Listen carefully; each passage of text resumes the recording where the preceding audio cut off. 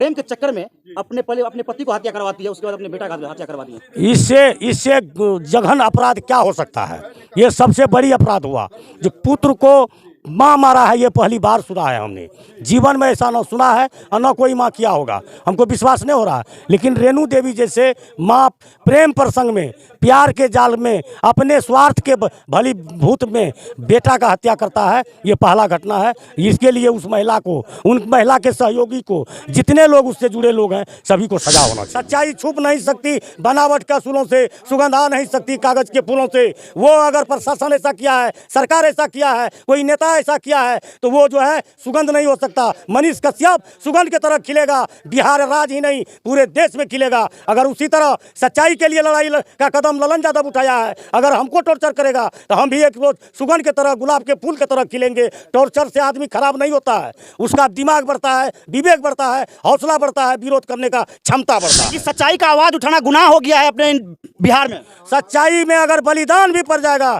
तो मैं सुभाष चंद्र बोस हूँ, चंद्रशेखर आजाद हूँ, बलिदान दूंगा, लेकिन सच्चाई से पीछे नहीं हटूंगा। ये मैं कहता हूँ ललन यादव। प्रशासन जो है वो सोई हुई है, इस पर क्या कहना चाहेंगे? इस पर हम ये कहना चाहेंगे, अगर प्रशासन इसमें ठोस कदम जल्द ही नहीं उठाएंगे तो हम आईजी, डीआईजी, मुख्यमंत्री, गृह मंत्रालय तक जा सकते हैं। उसमें हम बकसने के लिए तैयार नहीं है। इसलिए जो जिसका ढीलापन होगा, जिसका काम ढीलापन होगा, उसके विरोध में आवाज उठाने के लिए हम देश में भी जा सकते हैं। ये है जो प्रमुख यादव को 2.5 कट्ठा जमीन फोरबिसगंज में खरीद दिया। यही खरीद दिया है? हाँ, महिला खरीदा है और अपने ट्रैक्टर खरीद दिया। 10-20 लाख रुपया दिया होगा, क्योंकि पति उसका फौजी था, फौज में रहता था। फौजी को तो आप जानिए रहे हैं, जो सीमा पर का लड़ाई लड़ने वाला है, तो उनका घर में इतना बड़ा डाइन, इतना बड़ा सुर्पनेखा पे होगा, ये विश्वास होने योग्य बात नहीं था। जिन्होंने पति जब देखा प्रेम प्रसंग करते हुए अपने पत्नी को, तो पति विरोध किया पत्नी का विरोध किया, तो पत्नी जो है पति को साइड कर दिया, अपने रोड़ा का पत्थर जो है, अपने रास्ते का पत्थर को फेंक दिया। उसके बाद जब पुत्र देख लिया प्रेमी के साथ, तो पुत्र जब विरोध किया तो पुत्र को भी रोड़ा का पत्थर समझ के मार के हत्या करके नदी में बहा दिया, जो अररिया थाना प्रभारी को मिला, जो सदर हॉस्पिटल में पहुंचाया, तब हम लोग जाने। लेकिन तो नमस्कार, हमारे साथ एक भाई साहब है, इनसे जानने की प्रयास करते हैं कि ये जो घटनाएं हुई है, एक माँ अपने प्रेम के चक्कर में अपने पिता को कत्ल करवा दिया है, ये कहाँ तक सही है? सर स्वागत है सर हमारे न्यूज़ चैनल में आपका। जी जी जी। क्या कहना चाहेंगे सर इस तरह के जो अपने एक माँ अपने प्रेम के चक्कर में पहले अपने पति को हत्या करवाती है, उसके बाद अपने बेटा का हत्या करवाती है? इससे जघन अपराध क्या हो सकता है।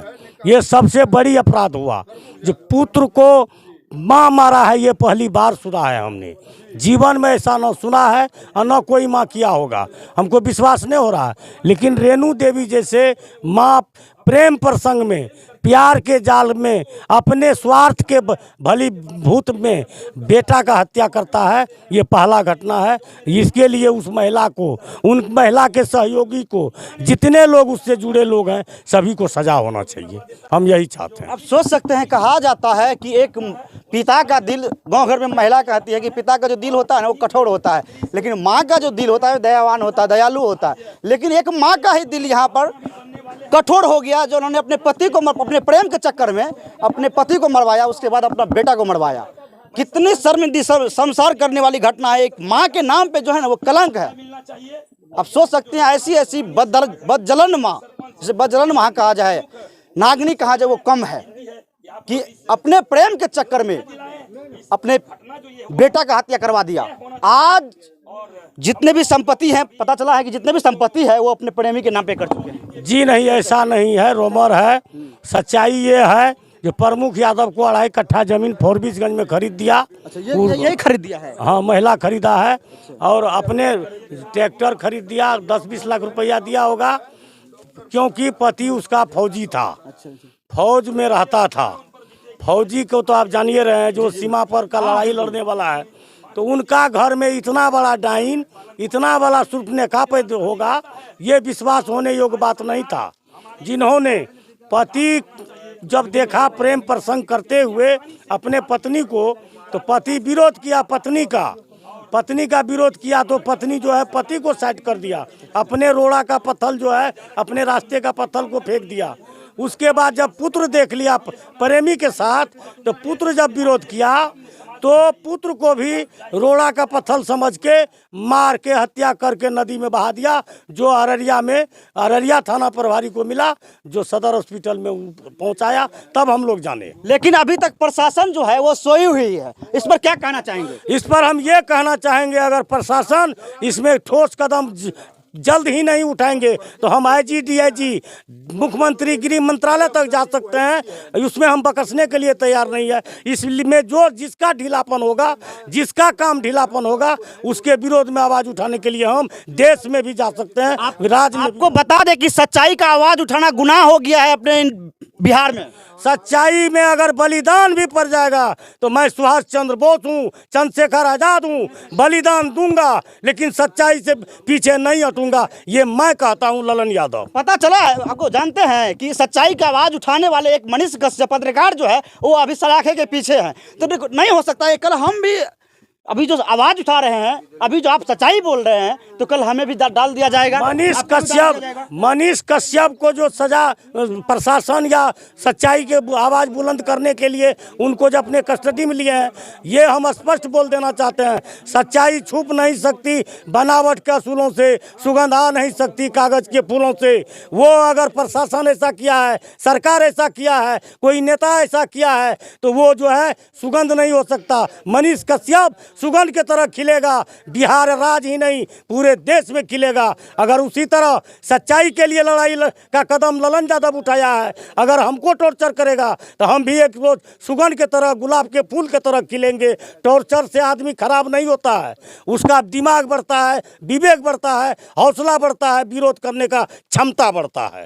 तो देखिए, ये सच्चाई है। सुशासन की सरकार में जो आजकल रेप, हत्या, मर्डर, बलात्कार इतना बढ़ चुकी है, लेकिन सरकार की जो नज़र है वो अब पत्रकार पे है। चौथा स्तंभ को दबाने का प्रयास किया जा रहा है, क्योंकि प्रशासन को जो है ये मीडिया ही नाको दम करके रख दिए हैं। क्योंकि ग्राउंड जीरो से हकीकत, जमीनी हकीकत दिखाने का प्रयास करते हैं, ना कि वो जो टीवी चैनल में बैठने वाले बड़े बड़े टीवी चैनल में जो बैठने वाले लोग हैं, जो चाटुकारिता करते हैं, वो सब दिखाने के लिए नहीं आएंगे। यहाँ पर दिखाएंगे तो वो अभी जिसको यूट्यूबर बोला जाता है, हम ही लोग हैं कि जमीन हकीकत दिखाते हैं। ये सच्चाई है। अभी जो टीवी चैनल में बैठे बैठे लोग हैं, जो मनीष कश्यप के ऊपर अफवाह फैलाते हैं कि बड़े बड़े स्टूडियो में बैठकर जो मनीष कश्यप के पीछे बड़े बड़े नेताओं के हाथ हैं, लेकिन नाम क्यों नहीं खोलते हैं भाई? ये सच्चाई है बिहार की।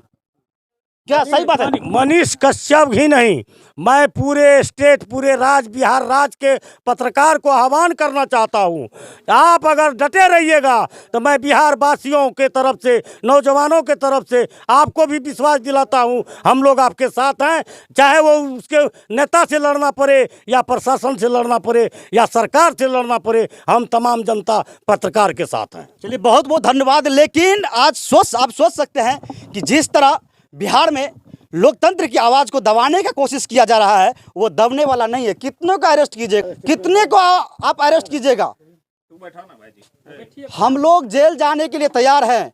अभी यही घटना जो हुई है, यहाँ पर जो बड़े बड़े टीवी चैनल वाले हैं वो नहीं आएंगे। ये सच्चाई है बिहार की। वो स्टूडियो से, एसी से बाहर नहीं आएंगे, ये सच्चाई है। अगर हम लोग आज ग्राउंड जीरो पे जमीनी हकीकत दिखा रहे हैं तो हमारे ऊपर FIR होगा, कोई फर्क नहीं पड़ता है। जेल जाने से नहीं घबराते हैं। जेल किसके लिए बना है? इंसानों के लिए जेल बना है। जाने के लिए कोई दिक्कत नहीं है, जेल जाने के लिए तैयार है, आप FIR करवा दीजिए, लेकिन सच्चाई दिखाएंगे। क्या कहना चाहेंगे? क्या नाम हुआ भैया आपका? मंटू कुमार। मंटू कुमार, क्या कुछ कहना चाहेंगे? जिस तरह यहाँ जो हुआ है बहुत गंदा हरकत हुआ है, इसमें इंसाफ मिलना चाहिए। ललन भाई जो कहा है वो होना चाहिए। लेकिन प्रशासन, बाबू की जो प्रशासन है वो सोई हुई है। नहीं है, सोई हुई है। सोई हुई है कि नहीं? ये सच्चाई है। दुख हो रहा है, काफ़ी दुख होता है कि पुलिस प्रशासन पर अगर पत्रकार के ऊपर FIR होगा ना, तो कल 2 दिन के अंदर हमारे घर पे कुर्ती जब्ती कर दिया जाएगा, अरेस्ट कर लिया जाएगा। लेकिन यही अभी मर्डर हुआ तो प्रशासन कहाँ बैठी है? चूड़ी पहन के बैठी हुई है। बाद बाकी मेरा यह प्रयास कैसा लगा आप लोग कमेंट करके जरूर बताइएगा। तब तक के लिए जय हिंद, जय भारत।